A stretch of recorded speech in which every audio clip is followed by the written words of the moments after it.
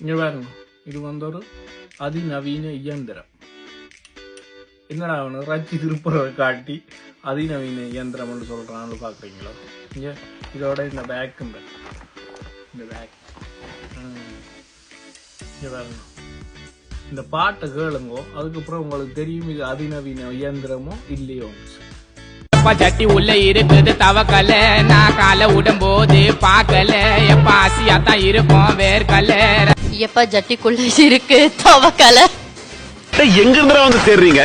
காலை விடும்போது பார்க்கல, மூக்குல இருக்கு வேர்க்கல்ல.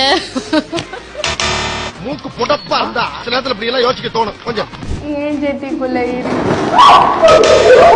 இப்ப விளங்கிட்டு உங்களுக்கு அதிநவீன இயந்திரம் என்னண்டு.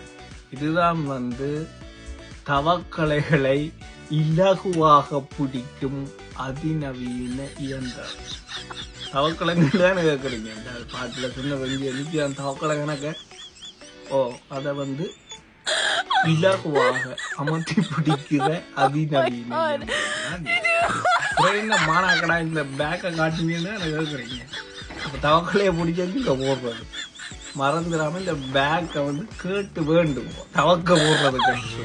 சரியோ, தவக்கலை எங்க நிக்கண்டு முழங்கினா உங்களுக்கு கவனமா வடிவா பிடிங்களே, பிடிச்சி இந்த பேக்கை போட்டு சேருங்க. அப்புறம் என்ன செய்வீங்க எது செய்வீங்கன்னு என்னட்ட கேட்டாங்க. தவக்கலையை நீங்க என்னென்ன ஆளும் செய்து. ஓகே, வாரம் போயிட்டு